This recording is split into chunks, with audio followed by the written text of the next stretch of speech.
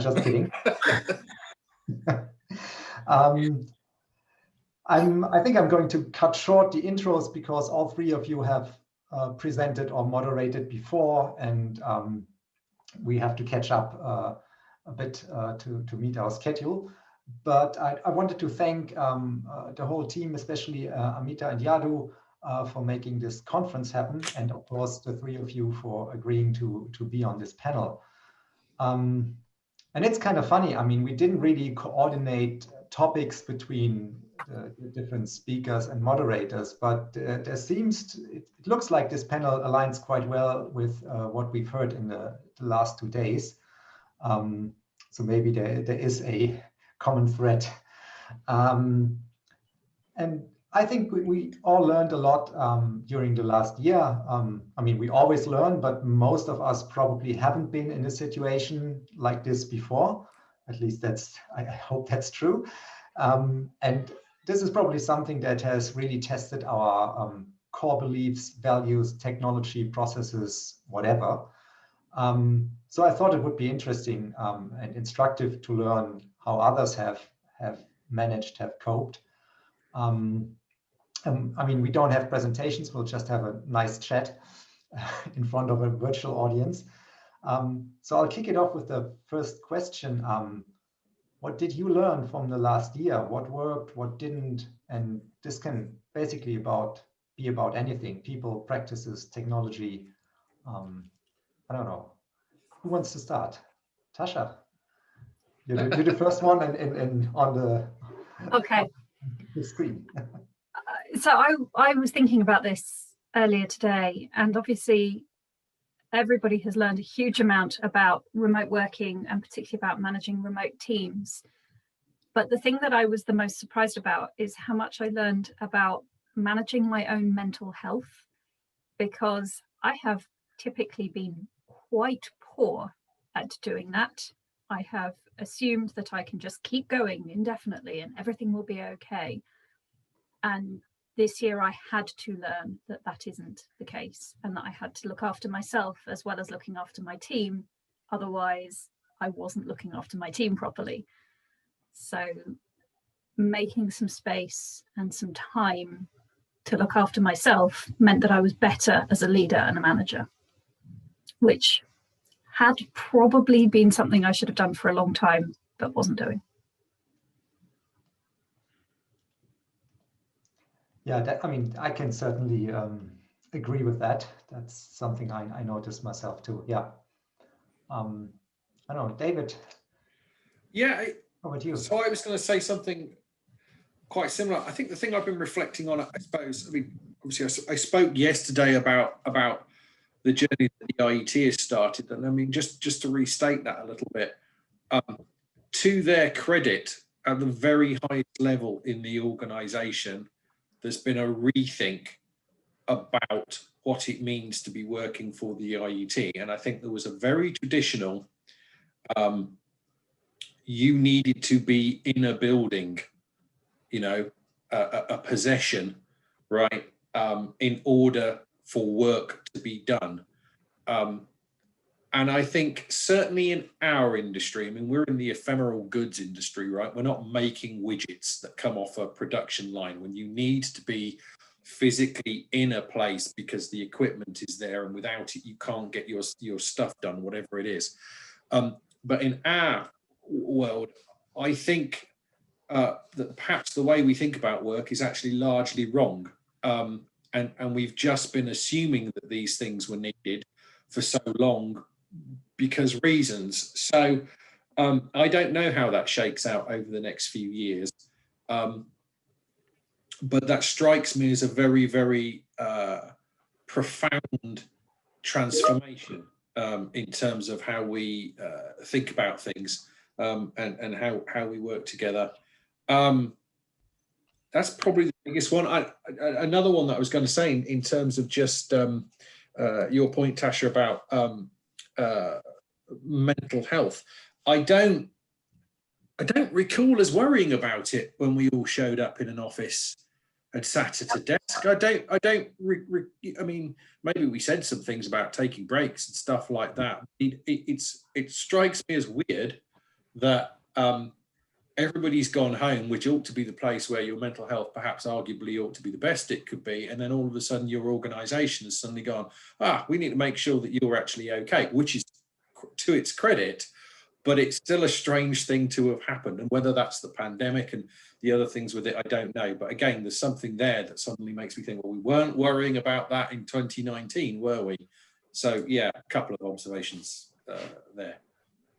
I think there is something to be said for people or organisations being worried about staff mental health because of the pandemic and the truly bizarre world that we're living in, rather than because they should have always been worried about staff mental health. Exactly that. Yeah. Bridget, how about you? What were your when you asked me the question, I was racking my brains for something insightful to say, and what I came up with was, isn't it hard to predict the future? I mean, you know, but really, you know, we make all these plans about what we're going to do in the next few years, and we're looking out as far as we possibly can, and then something which actually probably shouldn't have been unexpected, but let's face it, it certainly felt very unexpected for all of us. So making those grand plans is actually probably not where we should be focusing our efforts, or at least we should be thinking more about what we're doing right now and paying attention to the right now and the here and now and what we can do in this moment to make a difference. And those sort of grand plans are all well and good, but actually the here and now is really, really crucial, and being able to act on things today and be flexible today is a capability for an organization that is a game changer right now. Mm-hmm. So I guess that's something that I feel like we've all had to learn, and I really hope we do learn it. I hope we do learn to be more flexible and more agile and really take note of that. Okay, yeah. And I think that's actually related to the mental health issue, because I mean, what I found, it greatly increased my mental health when I stopped worrying about things that I couldn't influence or act on anyway, and focused more on things that I actually could have an impact on. I mean, this can range from stop reading daily news and more like long form journalism, over to stop like planning for the next 2 or 20 years and focus more on the next, I don't know, 3 or 6 weeks. Yeah. So interesting. Yeah. And a follow-up question is, now that this landscape has changed a little bit, especially with, like, I mean, travel being suspended most of the year, and for most people, like, where and how do you learn new things, new practices, new behaviors? I mean, in the past, I mean, we went to seminars, conferences, met people, had the coffee break chats, or I don't know, got people drunk at Frankfurt Book Fair and extracted the information we needed, and so on and so forth. Like, yeah, how do you learn at the moment? I'll have a go in. I've got a funny feeling that probably have put some of that to the side for this year, actually. I was just thinking, I'd written down, you know, used to attend conferences. So I tried, well, I did. I attended a couple of things. I attended Microsoft tried to do their Invent, or whatever it's called, online. And that really didn't work at all. I found that really, it was a very bizarre, discombobulating experience. They had technical issues. They tried to do something very clever that didn't quite work, and it wasn't particularly productive. I did attend an absolutely brilliant thing on, there's an organization called Tortoise, to your point about slower news, which for those of you out there in virtual land that we can't even see, Tortoise is exactly the opposite of breaking news. they try and dig into the stories behind the headlines and go into stuff in depth, and I highly recommend them. It's superb journalism, and you should go and pay to support them. They're not paying me to say that. I just think they're absolutely brilliant. But I attended a day-long seminar on the impact of AI, which is something that they've been circling around, the sort of political implications, the technical implications, the sociological implications. And that actually worked remarkably well. And it was actually basically Zoom. They had people actively moderating the chat panels and the back channels and bringing that stuff in. And they just had a stellar lineup of really good people that you would be happy to hear their thoughts wherever it might be. And I have to say that worked really well indeed. And they tied that back into their journalism and their further reporting, which I found particularly useful. But I got to say, I don't know about the rest of you, finding the time for self-reflection and you know what? One of the big things, this used to be my man cave where I went and hid from the rest of the family, right? And you can tell by, you know, some of the geeky stuff I've got in the background, right? And now I find that when I finish work, what I do is I leave this place and I go, and when we had light, I go out in the garden. But the last thing I wanted to do would be actually sit there in front of a computer again and go and watch a webinar or anything or read stuff like that. So that's been an interesting change for me this year. My garden's looking great, by the way. Anyway. I really want to echo what David's just said there, actually, because when you asked me that question, I actually thought to myself, I'm struggling to do it because I'm struggling to find the bandwidth to actually make space to want to engage in more heavy duty thought, because I am frankly exhausted by the day job and all of the other, you know, that comes with the whole COVID situation. It's really lowered my tolerance for learning, which I hate, because I have a natural curiosity and normally would love to do learning. And I find that when I do my best learning, it is collaboratively, it's with other people, it's that social experience of problem solving and meeting people. And that's what gives me the energy to learn. So I've really struggled.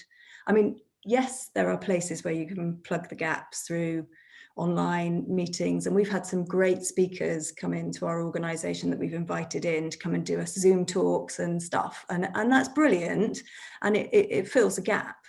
But yeah, I've struggled. So thanks for saying that, David. I was the idiot who signed up for a new qualification last Christmas. So I have actively been having to study and complete assignments and collaborate with other people on my course. It was always designed to be digital learning. It was always through a virtual learning environment. But even though there are 5 other people in Brighton on my same course, we have not been able to meet up and have a coffee and thrash through some of the complexities of what we're learning. And building that around the day job, when the day job was in my 1.5 meter square room. I mean, literally, this is a cupboard for most people. Yeah, I completely echo what David says. The last thing I want to do at the end of the day is stay in here, but I have had to, because there's no breaks in this course. It's continuous from 1st of January, the first working day of January this year, through to the end of March next year. There is no day where there isn't something open, and there's no week where I don't have an assignment of some sort to complete. And I think I'm absorbing the information so far, touch wood. I have passed all of my modules, but it's bloody hard work. Apologies for anyone who objects to profanity. I'm trying. Swearing is fine. It's okay. That's lucky. And that's really interesting, because I'm kind of relieved. I mean, I would have felt really bad if you 3 had come out and said, oh yeah, I'll go to this place and then I did this additional degree and these 5 courses. For me, I can also echo what you've said, and especially the sitting at the desk thing. I mean, once you've worked your way through all these meetings and other assignments, then like staring another 3 hours at a screen and watch some videos is tough. And we have a comment in the chat from Nike Brown, forgive me the pronunciation. Really interesting points from Bridget and David. I really dislike sitting at my home desk when work has finished, and thinking about serious stuff defeats me once work is done. So my life has become more about work than anything else, which is not a great result for the year. Yeah, I think that's a good summary. You know, it's trite, but it's actually important to have a hobby. It's actually important to have something else that you could go and do that's not. Knit socks. I was going to say I've missed the fact that you've not been sat in the corner of a room just out the side of my line of sight knitting away in the manner of a lady watching a hanging.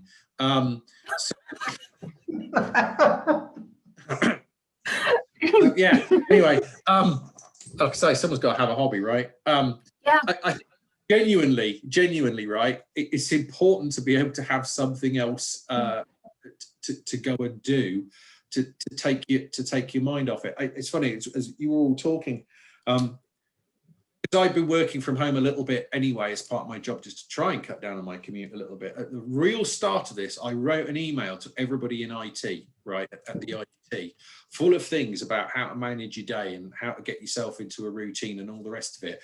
And I was just sitting there going, the one thing I absolutely, completely failed to do this year has been to take proper breaks from where I'm sitting. You know, I'd sat there and gone, you know, every 45 to 50 minutes, I'm going to get up, do something for 5 or 10 minutes, and then come back, get the blood flowing and all the rest of it. And I don't know about the rest of you, it just doesn't happen. And that's the thing I'm going to have to figure out in the new year for absolutely certain. Doing laundry. I put the laundry on about 10 o'clock in the morning and it forces me to get up so I can go and hang it out. And there's always something that needs washing. So just something to do to physically make me move from my desk. Doesn't matter what it is. I do think we need to be kind to ourselves. I mean, to the point in the chat, you know, let's not feel too bad. We're getting through this year. Everybody is doing amazingly well. Give yourself a round of applause and a pat on the back if you're getting through the year and you're still smiling at the end of the day. Let's not feel too bad about our opportunities for growth and development in this particular time. I think we're all growing and developing just by getting through it. So let's remember that this is a massive learning experience in and of itself. Maybe that's enough. Yeah, I mean, to go back to yesterday's session on resilience, it is just getting through the day sometimes that is a huge success. Yeah. Whatever you can do is what you can do. You can't beat yourself up if you can't run a marathon. Honestly, one of my old team members was going out and doing triathlons every couple of weeks. And I was just like, dude, it's as much as I can do to get myself out and walk around the block. I'm not running a triathlon. I think that's a good point. I mean, and the same goes for the knitting. To find something that doesn't really challenge you mentally that much, but to the motorical, physical skills, because that gives your brain something else to do. And yeah, let's some facilities take a rest, and while the others can take over. So yeah, good point. It's a mindfulness practice for me. It's not necessarily about switching off. It's about slowing everything down. Yeah.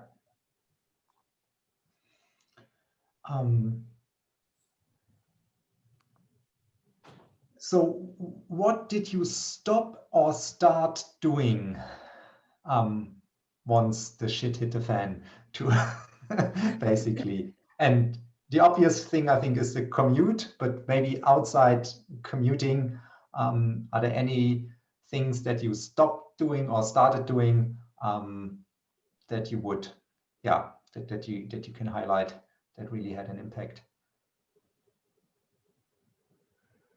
So we having. Go on. Sorry. Go on.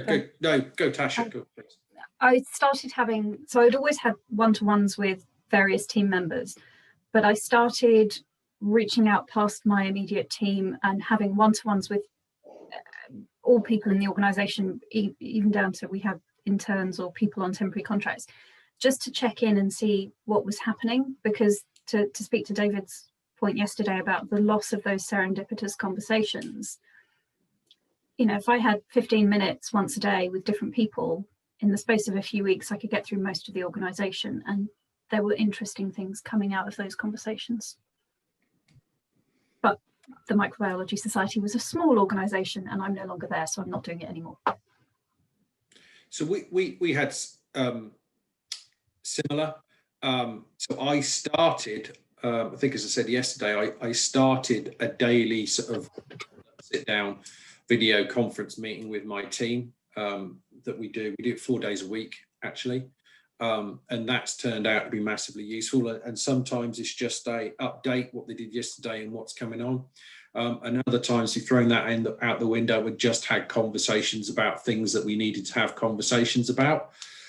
So that was a change and a change for the better. And I actually don't think that would have worked very well in a physical environment. I think people would have dragged themselves to the canteen or booking a meeting room or whatever, and I don't think it would have worked at all. Whereas it has worked, and it has worked really well. You could tell it's worked because everybody's there on the dot when it starts, as opposed to coming in 5 or 10 minutes late or whatever it is. So that's one thing.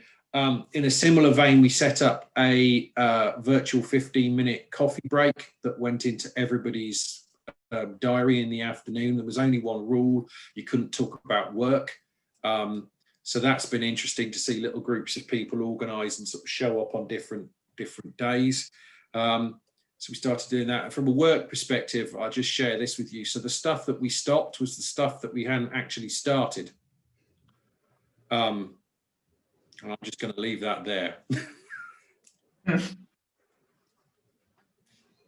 I was obviously in a really bad frame of mind when I answered this question, because I've written down on my bit of paper, I've stopped having any fun. Oh, Which sounds a bit miserable, but actually what I've started to do is try and find some fun. Go out and find some fun. Just try and find a bit of joy, because actually, frankly, this is a pretty joyless experience. So go and find a bit of joy, whether that's with your work colleagues.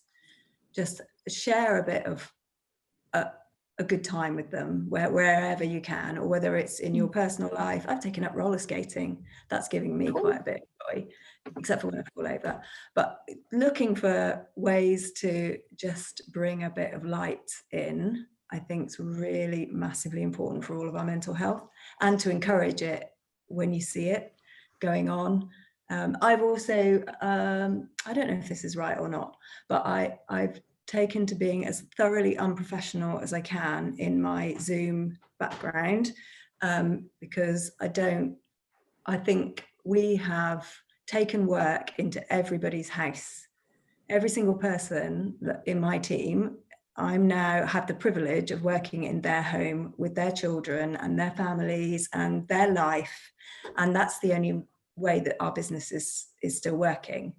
So, you know, if your cats come in or your kids come in, or you need to go and do something, go do it. Just drop what you're doing now, because we're in your house working, and that's really important. And I share whatever's going on. You probably heard my son making coffee a minute ago, knocking things over. That's life now, right? This is my house. So live with it, deal with it. And I think actually that's been a great leveler. And I've quite enjoyed going into people's houses actually, and seeing their domestic world and sharing a little bit of that with people. I think has been quite a nice way to make this whole Zoom experience less painful. That's a good point. Yeah. Now, if You've got really you seem to have a lake in your house, Christian. Yeah, that's just my home office, you know. Super important question to Bridget. Who's the artist on that easel behind you? From the chat. That's my friend Nicola Elliott. I'll send you the link if you like. She's brilliant. All right. And there's also a question from Yadu in the chat, repeating a question I asked earlier. What's the operating model looking like for all of you next year? Will it be hybrid or more of remote?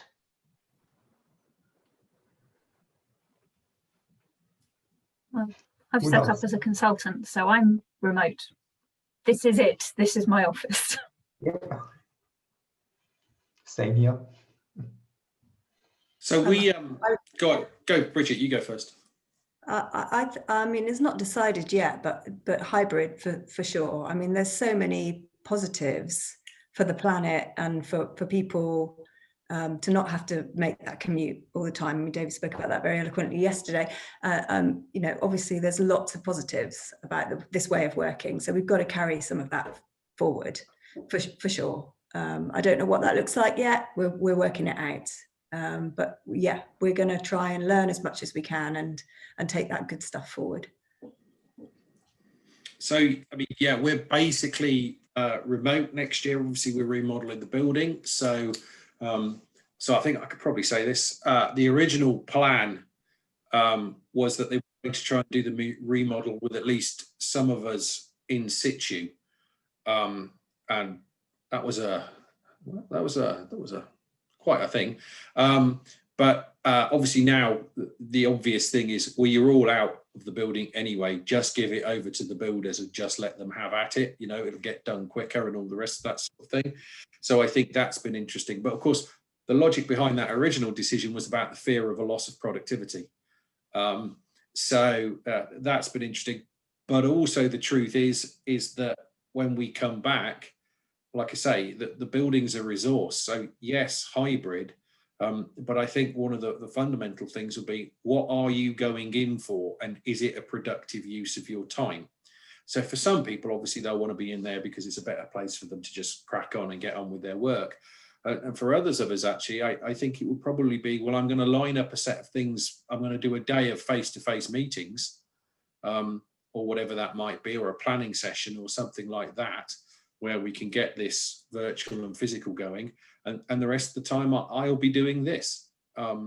So yeah, it's going to be interesting to see how all of that shakes out.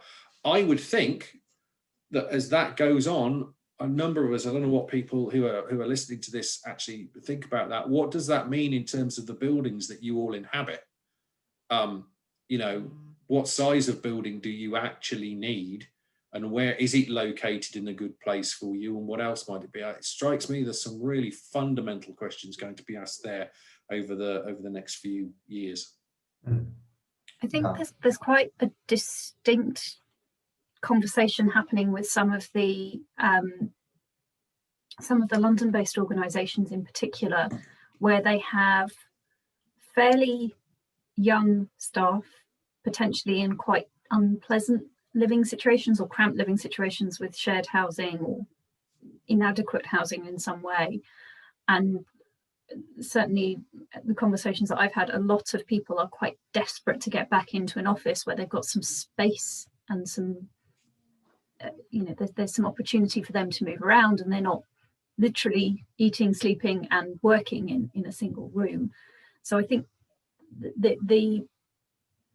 for a lot of us, and certainly for more senior staff who've got quite nice living arrangements, working from home is really comfortable, or at least really achievable.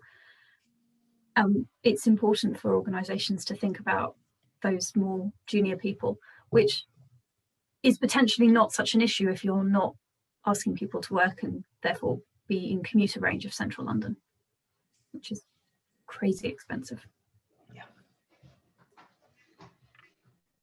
Yeah, I mean, we're already seeing some effects on the real estate market for office leases and buildings. So that's going to be interesting to watch for sure. Yeah. Some of the biggest German banks have already started to sell or sublease some of their big towers in the major cities. So yeah.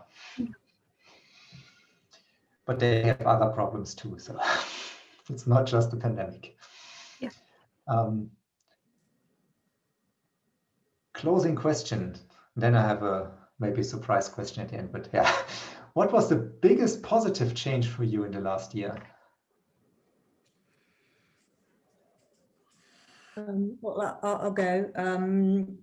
So I don't know if this is my optimism bias creeping in here, whether this is real or whether I'm just want it to be real. But I wonder if our attitude to risk is changing a little bit, and we are prepared to be a bit more open to risk, or at least open to what we think is risk, based on, you know, the things that we used to worry about. Are they really as important as we thought they were?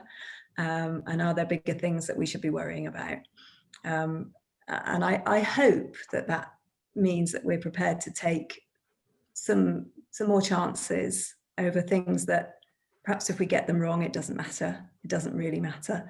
And maybe that will make us a bit more innovative and a bit more able to share things with people before they're completely polished and completely ready and finished. I don't know what people are like in their organizations, but we're real completer finishers around where I work. We like things to be done very well, and that's an admirable quality, but you know, it can make things quite slow at times. So I really hope that this opens our eyes to opportunities to be a bit faster, be a bit more nimble, take a few more risks when that door is not closed, and we can make our way back. More type 2 decisions would be great. Mm-hmm. So I've discovered my team in a different way to the way before we worked remotely.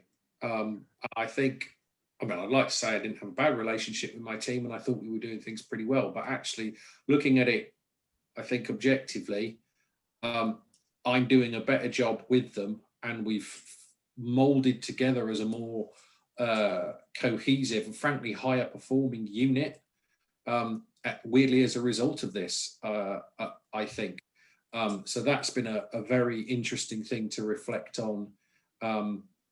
Indeed, I would like to think that perhaps the shock of what has happened this year has changed some mindsets around how we think about things.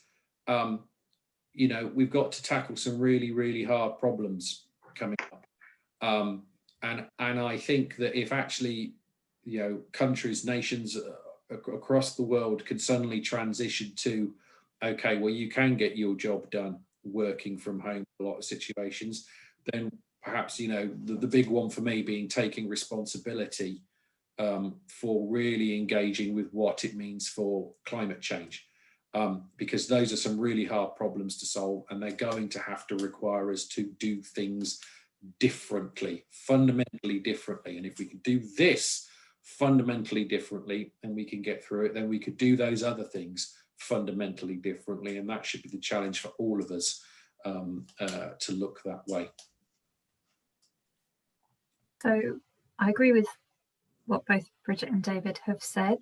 I would add that while I have not been able to get to necessarily very many conferences, webinars, seminars, whatever you want to call them, when I have made it to a session, the attendees are much more diverse and much, you're not seeing the same names at every single conference, every single event you go to, and being able to have those interesting conversations with publishers, libraries, researchers who are well outside of our normal Western European neighborhood has been fascinating, and it's been a really positive thing that I hope will carry forward even when we are permitted to travel again. Amen to that. Thank you. Are there any more questions from the audience in the chat? We covered everything that appeared while we were talking. So it's my duty to announce that the virtual hangout will continue after this session closes. So whoever wants to hang out, please stay on, and mics and cameras will be open for everybody so we can really embarrass ourselves properly in front of each other. Yeah, first there's closing remarks and then the virtual hangout. Thanks. And yeah, then thank you very much for sharing. And I hope that that was of value to the audience.